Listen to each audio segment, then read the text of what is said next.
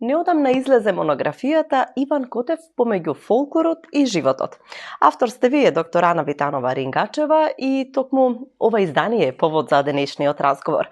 Размислував зошто насловот е Иван Котев помеѓу фолклорот и животот, ако знаеме дека 2/3 од животот на Иван Котев го чини фолклорот.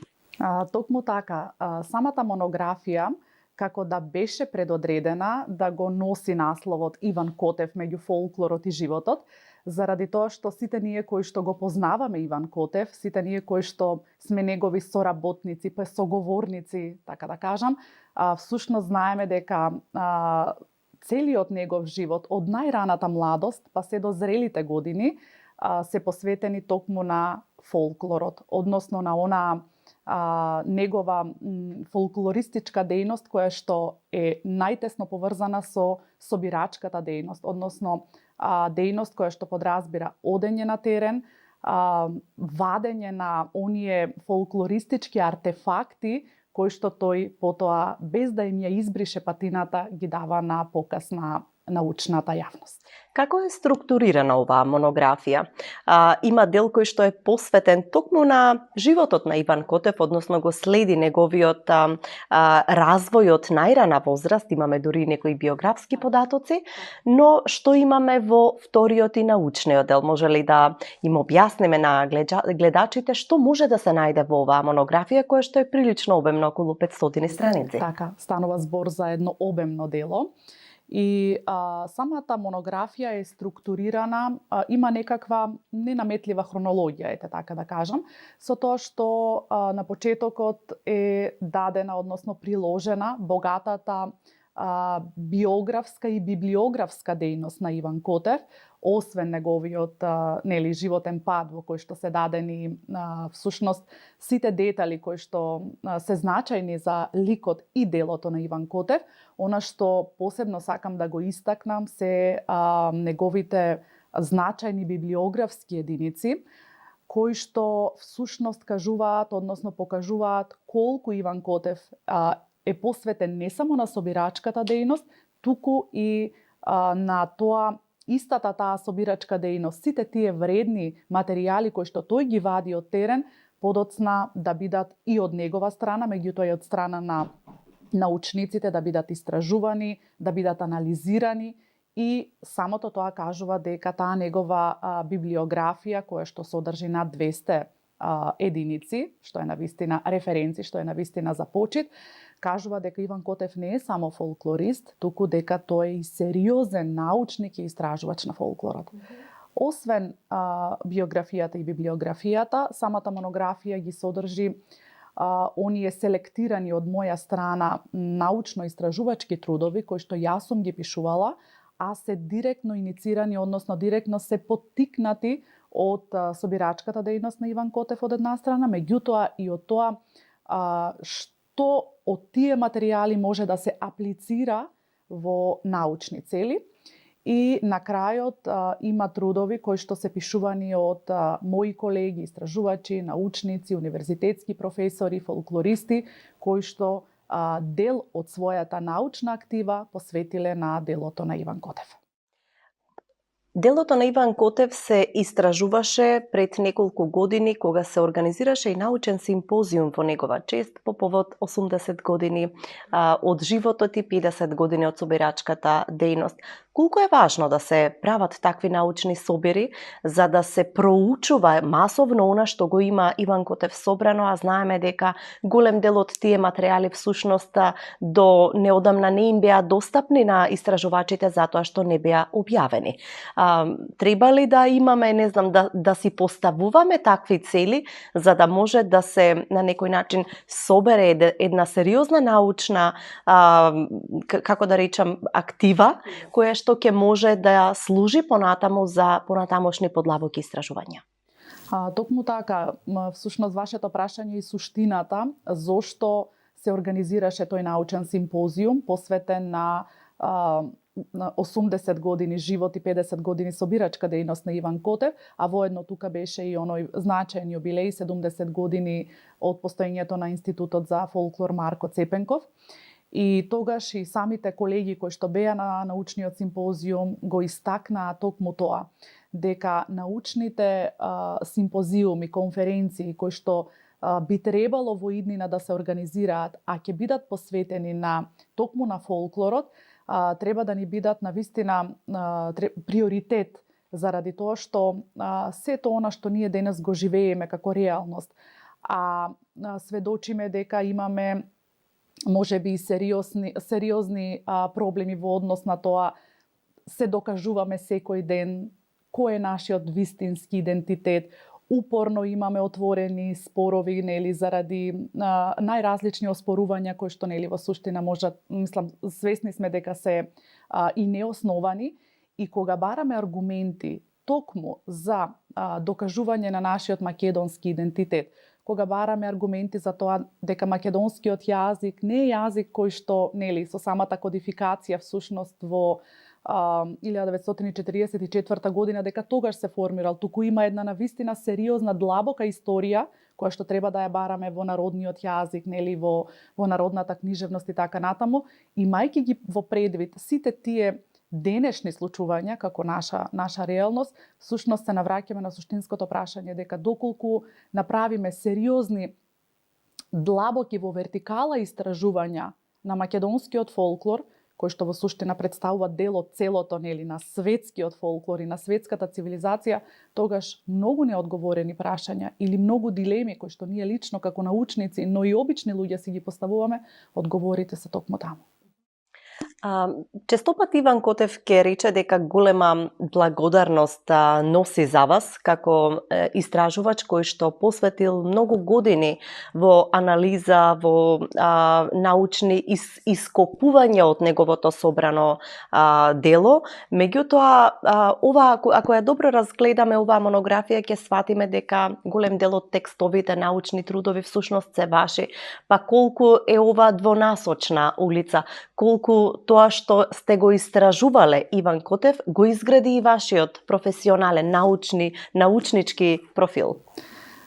Токму така, кога пред повеќе од една деценија започнав онака наивно, можеби, да се занимавам со научна работа, всушност не ни бев свесна дека можеби толку длабоко ќе навлезам во суштината на македонскиот фолклор.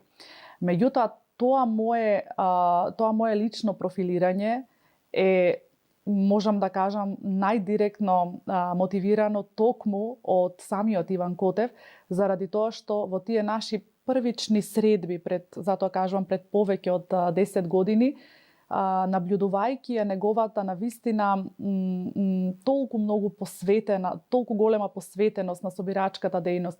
Не е само да се собере материјалот од терен, не е само да се отиде на терен, тоа да се сними, да се запише.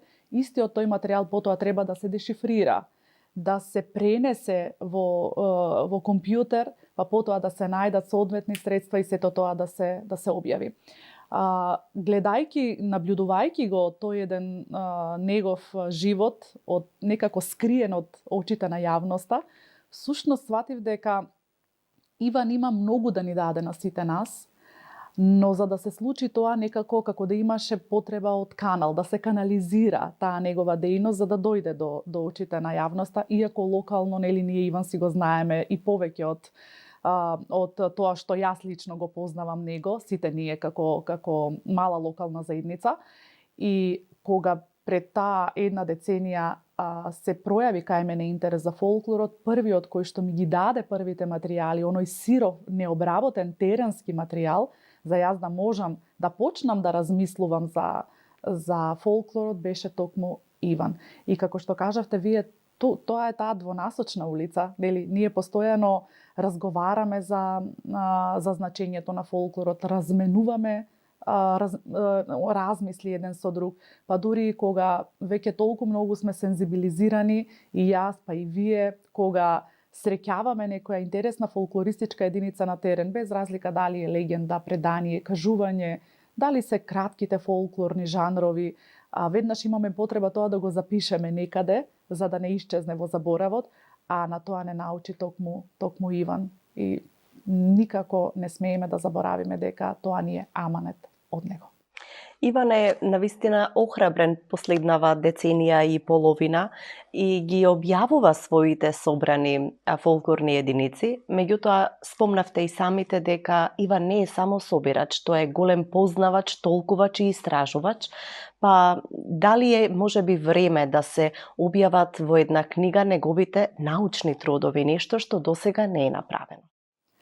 Секако дека е време, заради тоа што Иван се уште неуморно работи, оди на сите оние научни симпозиуми, конференции во кои што се третира фолклорот и не само што сака да биде дел од таквите случувања, туку и кога е дел од нив, тој има секогаш што да каже и секогаш ги воодушевува присутните и е еден од најпрекрасните примери за човек не само современ собирач, туку и современ толкувач на фолклорот.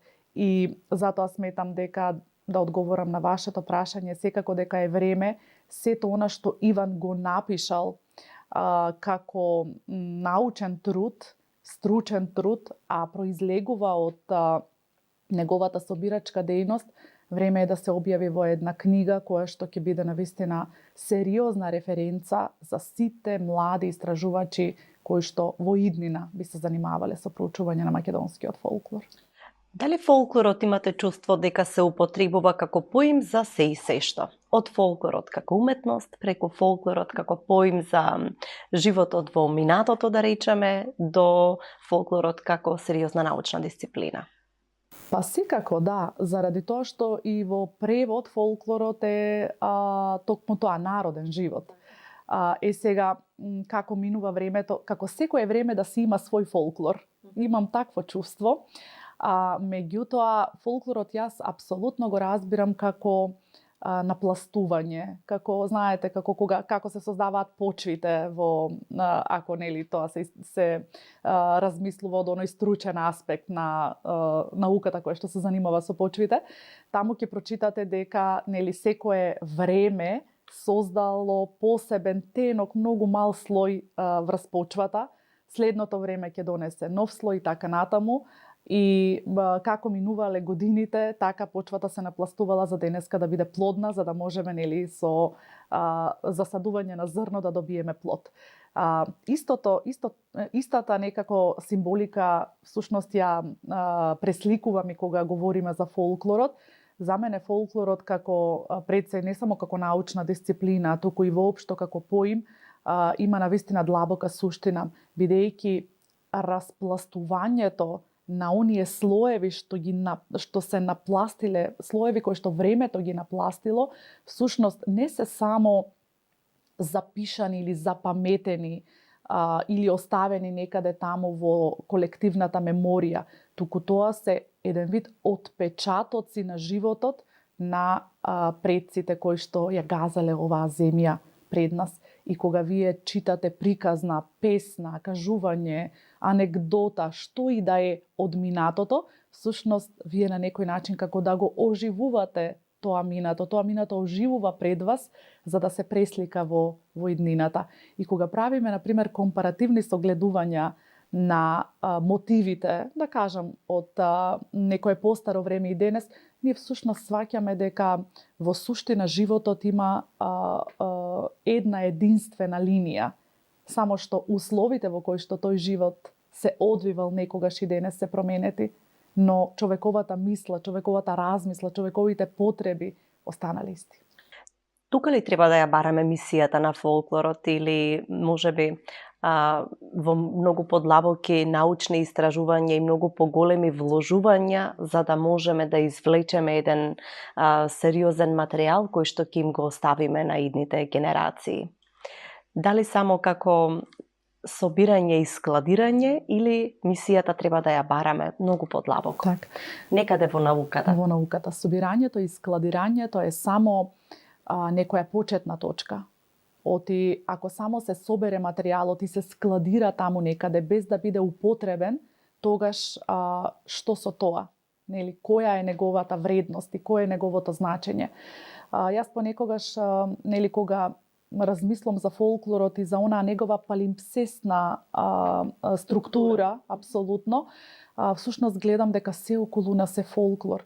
Еве, например, едно најобично верување во, не знам, во моќта на водите, во моќта на одредени свети места за кои што луѓето веруваат дека имаат голема моќ.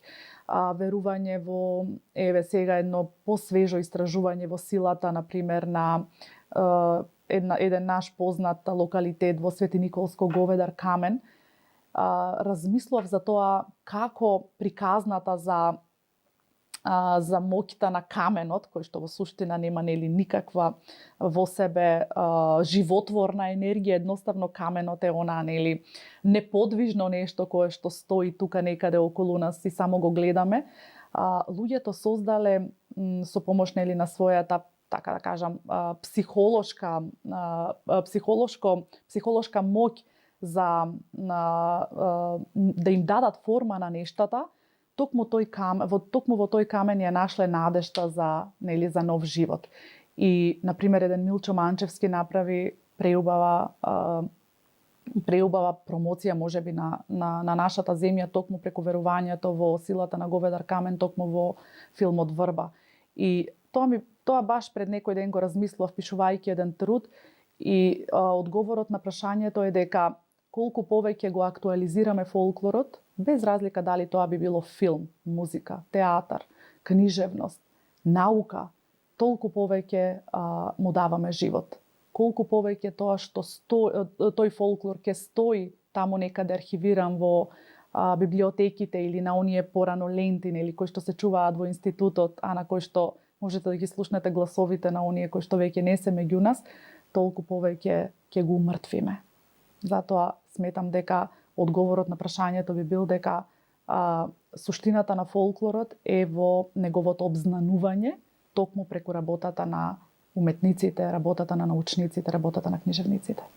Ќе се навратам на монографијата, токму издавањето на оваа значајна книга беше повод делегацијата на Европската Унија во земјава да ве номинира и да ве избере како жена на годината од југоисточниот регион. Прво би ве прашала што ви значи едно вакво признание, едно вакво издвојување на вашата работа?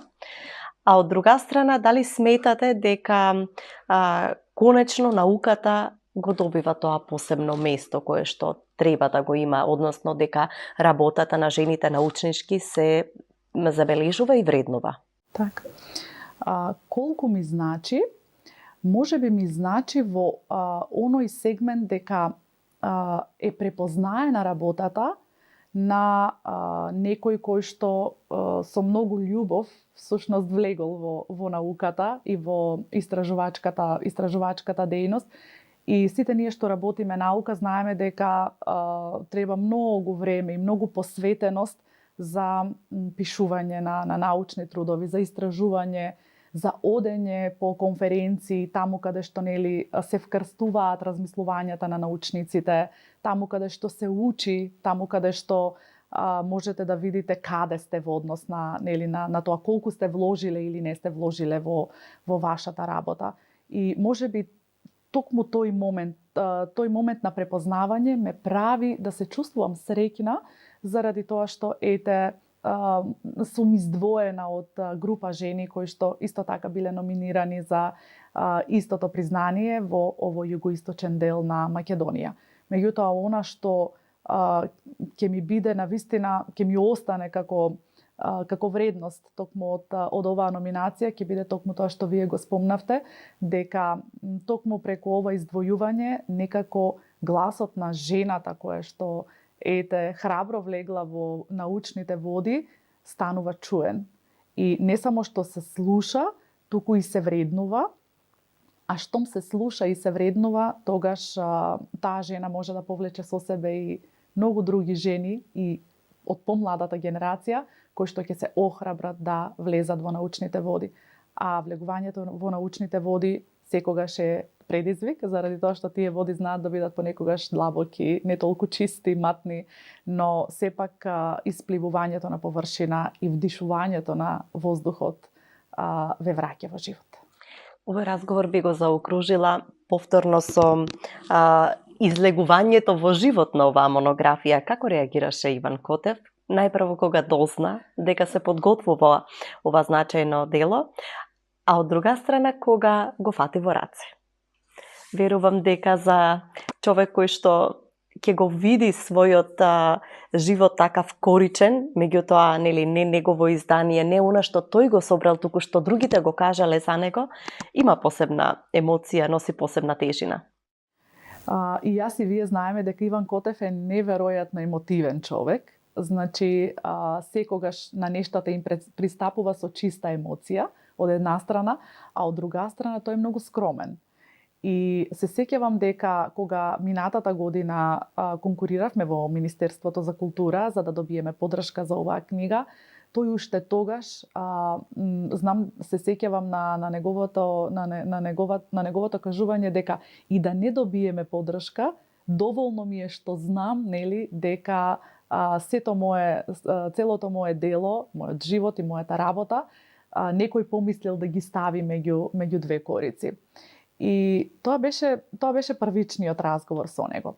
Кога веќе нештата почнаа да се придвижуваат во позитивна насока, кога се доби поддршката, кога размислувавме кои текстови да ги ставиме, се разбира во консултација со него, што да оди, што да не оди и така натаму, тој веќе живееше со помислата дека ќе дојде денот кога ќе ја фати книгата во раце.